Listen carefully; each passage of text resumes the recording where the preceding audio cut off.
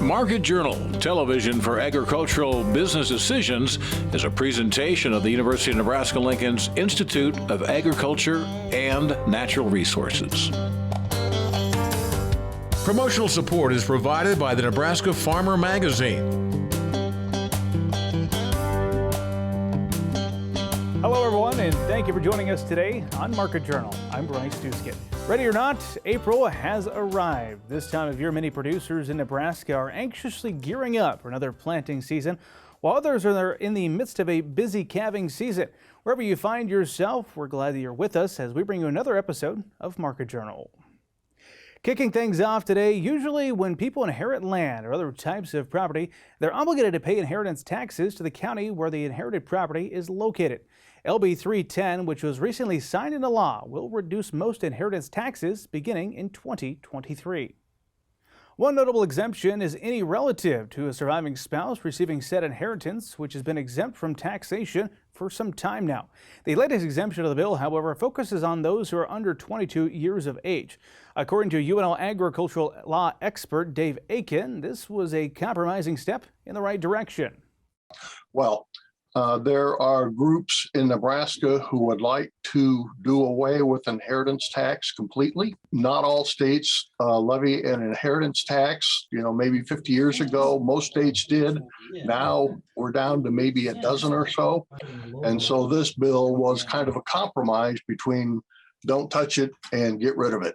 And basically, in very general terms, the way it works, the closer your familial relationship is to the person who has died, then the smaller tax you pay, but the further away from that relationship, family relationship that you get, then the inheritance taxes go up. Normally, when inheriting property in Nebraska, the recipient of the inheritance cannot claim that property until all inheritance taxes are paid in full. That will change slightly when LB 310 goes into effect next year. The more distant relatives will include aunts, uncles, nieces, nephews, their descendants, and their spouses. And currently, their inheritances are exempt up to $15,000. And anything above that is subject to a 13% inheritance tax. But the new law will change that effective January 1st. The exempt amount is increased from $15,000 to $40,000, and the tax rate is reduced from 13% to 11%. Okay, this would be our last category, our third category, and it's basically everybody else. This could be like a neighbor, an employee, a personal friend, anybody like that. They get $10,000 exempt under the current law, and then anything above $10,000 is subject to an 18% inheritance tax.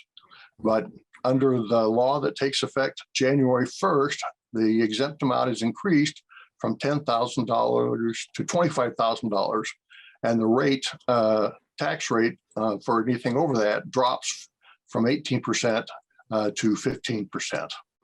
The property is valued at fair market value, and that's how they calculate the inheritance taxes.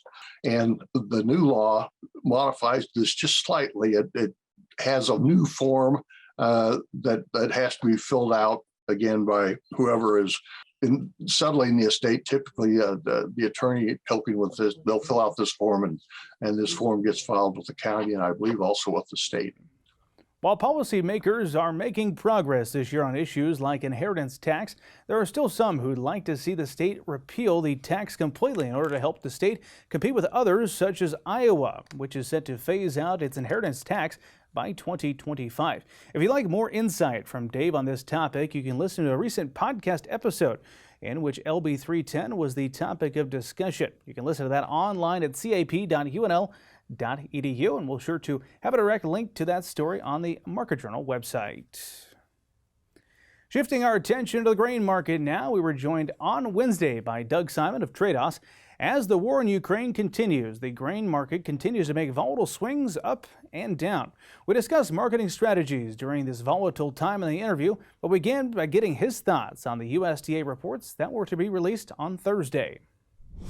you have different, people seeing different things out there in the marketplace, and that's always what makes a market. If you're looking at a corn market or bean market, there's people trading in that every day, and people are lodging their opinions, trying to decide what this is going to do, and the numbers are going to be what they are. But I think a big question is, whenever I've seen them looking forward into next year's crop, is a lot of them are using very high yield numbers up into the 180 million bushel range, 180 bushel range on corn, and in the 50s on the beans. And so the question is are we going to actually realize that type of yield this year? And if you have 92 million acres planted and you harvest 80 million, if you have a 5 bushel yield drop, I mean, that's 400 million bushels on our balance sheet. So that's going to have a bigger impact as we go forward, I think, is, what's U.S. weather going to be like? Right now it's pretty dry, very dry out west, because of the kind of current La Nina. The eastern corn belt is wet on the other side of it. So, and depends on what's going to happen with La Nina. That's supposed to be fading, but we've had some pretty nice rains around here in eastern Nebraska, but we're still pretty dry. But that'll be the biggest, I think, driving factor on that, the U.S. yield as you go forward, more so than these acre numbers. Nothing's guaranteed till the acres are planted, and nothing's official till it's in the bin, right? That's correct, exactly. Let's talk about CRP. There was a big push here. A couple of groups came out encouraging the U.S. Department of Agriculture to not restrict and to lift, essentially, those acres in CRP to allow producers to plant those. Are you hearing any more chatter about that at this point? I've heard chatter about it. I know one of Biden's economic advisors talked about keeping prices in check and releasing, CRP. I don't know if they even actually said CRP.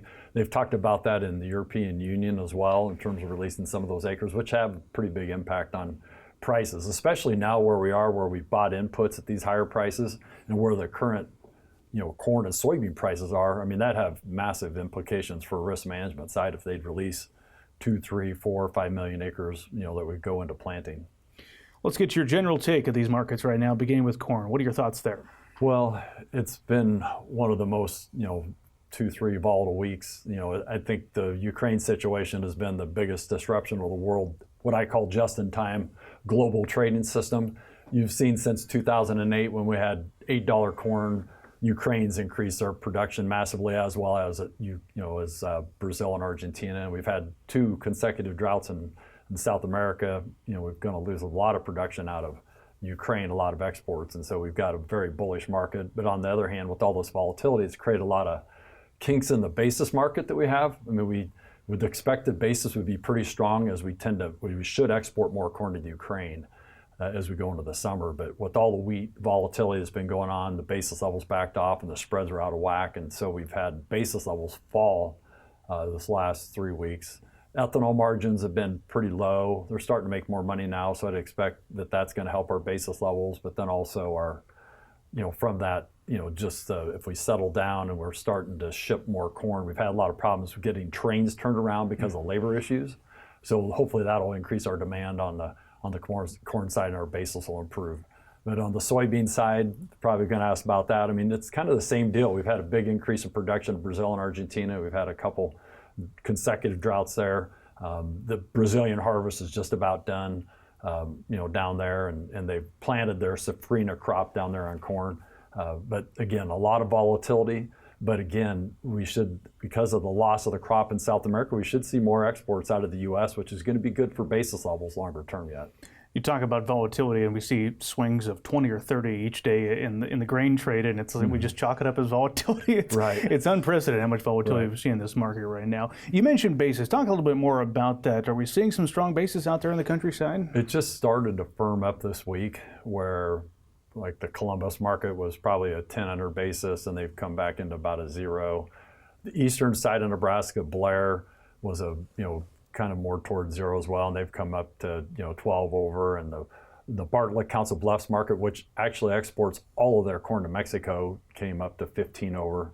So we've seen some other markets out west that are firmed up as they start to get the trains moving, but we've probably improved 15 to 30 cents on basis levels here in the last week, which is encouraging, because it was pretty dark there 2 weeks ago. So, well, I was like to get your thoughts on how can you protect yourself in this marketplace right now. What are your thoughts on that this week? Well, we saw new crop corn last week at 6.80, and it fell 50 cents, since during this week as of Tuesday. and then rebounded some on Wednesday. But you're getting a 50-cent move, and we're getting 20-cent swings in a week or in a day. And the beans are $1 move last week, and we're seeing 20, 30-cent moves as well. So I don't historically like to use puts, but I think this is a year where you want to look at using puts. And I talked about that the last time I was on. You can go out when you're getting 20-cent moves in the market. You can go buy puts for 20 cents against your corn to protect it, because you've got these high input level costs. They're very good margins for us net when you look at where the price of we're selling corn and those input costs are, even though the prices input costs are higher. The same thing on beans. You can go out and spend 30 cents on a put, or if you don't like that, you can go lock in with futures or go do a hedge derive and still go and buy a call out of the money. We're early in the production here. Like I said earlier, if we have any drop in our production because of drought, this market could get very volatile, the upside. We've had a lot of movement here. We've been kind of gradually working higher. I shouldn't say gradually. It's been aggressively moving higher, but it could be, we could have some bigger moves if we have a problem with the U.S. So, thanks to Doug for taking the time to join us this week. As we turn our attention to the livestock market, we're focusing on the cattle industry this week. We were joined earlier in the week by Oklahoma State University livestock marketing specialist Derrell. The U.S. Department of Agriculture recently released the March Cattle on Feed report. We began the discussion with Derrell by breaking down some of those numbers. This cattle on feed report had a really big placement number. It wasn't out of the range of expectations. There were some analysts that thought it could be this big. It was higher than the average expectation. So we came in about 9% above a year ago on placements. The marketing's number was about 5% above a year ago. And so we're coming into March with a cattle on feed inventory that's a little bit over 1% above this time last year. 9% placements. That's a very high number. I think that surprised a few analysts. Any insight on why that placement number was so high? Well, yeah, it is a big number, and I think it's a case of the feedlots sort of, borrowing against the future, if you will, and they've been aided by dry conditions, certainly in the central and southern plains where we have some winter grazing. Dry conditions have moved those cattle off earlier. We've got higher prices than a year ago. And so I think any producers maybe that were looking at some tightness on hay supplies or concerns about future drought conditions maybe wanted to go ahead and take advantage of these markets. So we've moved feeder cattle, some big ones as well as lightweight ones, into the feedlots early, and that probably means we'll have less later. Derrell, those are the numbers nationally. How about for the state of Nebraska? What did you find when you dug into the numbers there? Well, Nebraska, most of the major feeding states, and Nebraska included, placements were actually up, I think, about 13% in Nebraska. And so, good marketing's number. So Nebraska comes into March with an on-feed total that's about 3% above a year ago. So, again, kind of emphasizing those national numbers. One of the big stories continues to be, as we're turning to the spring here, Derrell, the ongoing drought conditions, largely over the west. Here in the state of Nebraska, on the eastern side, we've seen some scattered rain over the past couple of weeks, which brings some relief to some producers, but certainly not all of them. When it comes to this drought concern, especially where you sit there in Oklahoma, what are you hearing from producers? How big of a concern is that right now? It's a very big concern, here in Oklahoma and across much of the West, and kind of like Nebraska. It depends a little bit on whether you're in eastern Oklahoma. We did get some rain about a week ago in central and eastern Oklahoma, and that was very timely, very helpful for the wheat crop, and also to sort of jumpstart our pasture conditions. But it's very dry still in the west, and even the moisture we got is not going to last very long. So dry conditions is a major concern across the country and for the whole industry, because at this time of the year, if we continue with these dry conditions for another month or two, we're going to see very serious impacts, and really for the rest of the year in terms of forage production and hay production, and we could see some significant herd liquidation being forced on us in the not too distant future. Big concern as well, where you're hinting at there, Derrell, is sourcing your feed when it comes to feeding cattle. Well, what have you heard from producers, some of the considerations they're taking to offset the high feed prices? There's really no good place to turn, and that's one of the challenges this year. Again, a spring drought is horrible because you're coming out of the winter. You've used up most of the hay you had, assuming you had hay, and then with drought conditions, there's just very little relief. Supplemental feed prices are high. So there's going to be really very few options available to producers. And, again, depending on where you are and exactly how that plays out, we could see decisions that really have to happen very quickly as a result of this at this time of the year. Derrell, when I talk to livestock analysts, specifically here in the cattle market, I often hear about this spring rally, and a lot of people are still optimistic we'll see a spring rally. Talk about the cattle prices you've seen right now, and do you expect that we'll see one of these rallies come here in the next month or so? Well, it's a little bit of a question mark right now. Obviously, we've had lots of disruptions and volatility in the markets generally because of the war in Ukraine in particular. So, the lightweight calf market, which tends to peak about this time of the year, right now has a peak that happened earlier. We had some, a little bit of decrease in those markets combined with the grain market impacts and so on. Now they're coming back a little bit. So, it's a real question mark. If we're going to have another chance for a spring peak in the calf market, it's going to have to happen in the next week or two, and we may get there, but it's kind of a little bit of a different situation. I think fed cattle is kind of the same way. We're sort of looking for a little bit of a spring rally here before we run out of gas seasonally. And we may get it, but there's a lot of volatility in these markets, really coming from the grain side and these input markets. And so it's a bit of a question mark, but we're kind of sort of trying to make one more run at it. Derrell, as we wrap up our conversation today, any piece of marketing advice you want to leave our viewers with today? Well, again, we've talked about these high input prices, and I think that's the challenge for cattle producers generally this year. We've got higher cattle prices across the board right now, and we're expecting that to continue. We're trending higher. We may see, in general, the highest prices of the year in the last part of the year, at least very close to it. So the price side is not so much the issue. I think the challenge for producers across the board is going to be managing the cost side, managing, to the extent you need fertilizer, or obviously feed costs are going to be higher, energy prices are higher. That's going to be the challenge for producers in terms of sort of managing the opportunity for profitability this year. Thanks to both of our analysts for their time this week. Remember, if you have a question you'd like for me to ask one of our future analysts, get in touch with us over email or on social media, and we'll be sure to pass those questions along.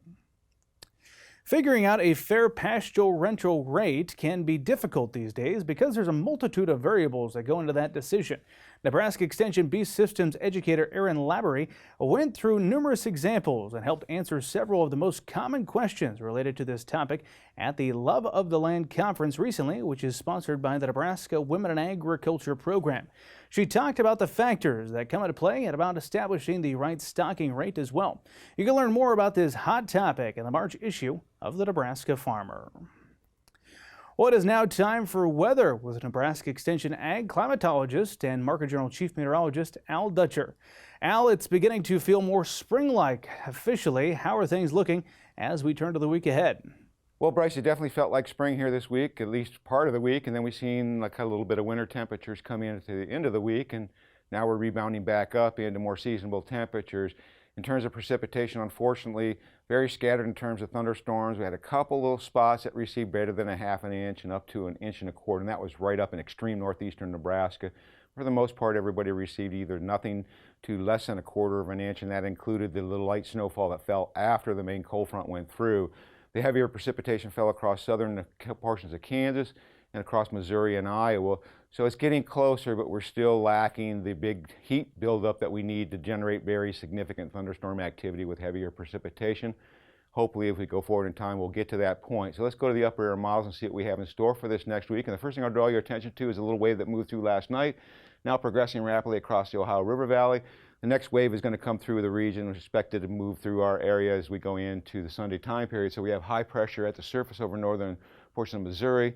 We have a flow that's coming more out of the south, so that's going to give us a little bit more in the way of warmth as we move back up into near seasonable temperatures in the 50s and 60s across the state. As we go into Sunday evening, Sunday afternoon, we're going to see a little trough move across the northern plains. Best chance for precipitation at this point looks to be across the northeastern quarter of the state, and I wouldn't expect a lot of precipitation with that, with mostly snow up to the north of us. Now, as we go into the day on Monday, we see a trough moving into the western United States and kind of a messy pattern here in the central United States. But overall, nothing in the way of any moisture is expected with these system as we see most of the precip laying down in portions of southeastern Kansas and Oklahoma, leaving us high and dry in a fairly nice period in terms of temperatures in the 60s. And then we start to see some action coming from that trough in the west, putting some energy out into the Central Plains. Low pressure at the surface in the Texas Panhandle and northeastern Nebraska will leave some scattered precipitation across the state, but the heavier stuff will be off to our south and east. Now, as we go into Wednesday, that trough starts to close off somewhat, and we get some colder air coming in on the backside of it, so our temperatures are going to start to go down below normal, probably looking at the 50s as that low pressure sits over Illinois, Iowa, brings wraparound precipitation. We may see some light snowfall across portions of northeast Nebraska. And then that trough starts to slowly make its way across the Ohio River Valley, bringing a nice flow from the north and the upper atmosphere. It's going to keep some cool conditions at the surface. We're going to be looking at temperatures that are going to be primarily in the 40s and the 50s, with just a scattering of light snow flurry activity, primarily in the morning. And then on Friday, we start to see that ridge trying to build in, so we might start to see a warming trend as we go into next weekend. Low pressure at the surface over the Panhandle doesn't have any moisture to work with, as we have high pressure firmly in control to the east, so the major of the precipitation will move off into the Ohio River Valley. The 8 to 10 day forecast next Thursday to the following Tuesday keeps that cool air to the east of us, and in terms of precipitation, looks like most of it will stay across the northern United States.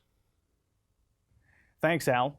Finally, today we're taking a look at risk management on the High Plains at this year's Women in Ag event, which took place down in Kearney. UNL Extension Farm and Ranch Management Specialist Jay Parsons discussed with attendees the challenges associated with managing drought conditions and price risk protection. Market Journal's Mike Straub brings us this story. Financial stability is always on the mind of a producer. Two of the main concerns that could heavily affect an operation are drought and price risk. Really two of the primary risks that cattle ranchers in particular face, and that is drought and then price risk. So those are always present to some degree. Even when we have good prices, they're always worried about them dropping, and then of course when they have bad prices, they wish it could go up. And then drought, you never know when that's going to come up. And of course, a lot of people are really worried about that this year because we've been extremely dry throughout the winter, and there's a lot of dry grass out there that we hope greens up this spring. Good management plans are key to protecting your finances. Tools like livestock risk protection can help substantially. Try to emphasize with everybody to just have good risk management plans and be disciplined about implementing those each year. So sometimes that involves putting things like price insurance in place. Livestock risk protection insurance is one of the tools that producers have available. In addition to things that they can use, say, on the border trade or even with private contracting tools. But come up with a plan and stick with executing that plan each year. That doesn't necessarily mean that you do the same thing each year, but that you're looking for signals. You have different price triggers that you want to basically lock in prices at, or lock in the floor, as we call it, basically, so that if prices fall below that you got something to insulate you from that. And that's something that tools like LRP could do for you. So producers need to know what their costs are. They need to know what they need for revenue to cover that, and then they're just diligent on keeping track of things and have a plan for how to deal with different situations as they arise. It's not foolproof, but where you get in trouble is when you don't do those things on a regular basis, and then things like this happen, and we tend to panic and worry and stress and realize that some day-to-day volatility can really affect us quite a bit. Pasture, range, and forage is another great tool. The other tool that we dealt with a lot in the workshop that played a pivotal role in the discussions was pasture, range, and forage insurance, and that also is an insurance product that's available through the government, designed primarily to insure against drought. It's built off of rainfall indexes that are developed or produced by NOAA. And then used by RMA to basically determine the insurance premiums, and then also the insurance indemnity. So a producer can insure up to 90% of normal rainfall, and normal meaning like the long-term average rainfall, for a 2-month interval. And then if the rainfall falls below that, they get an indemnity payment based off of the difference of how far it falls below, and then what the productive value of the land is determined to be that they insure at. So we walked through both of those, with an idea of being able to basically manage price risk and manage drought risk to some degree.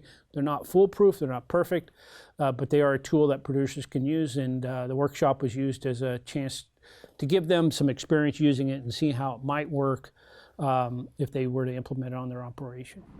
To build a good risk management tool on your operation is simple. Two main aspects are making sure employees are trained well, and the use of good communication between producers is prominent. There's a lot of other things they can do to build what I would call a good risk management culture on their operation.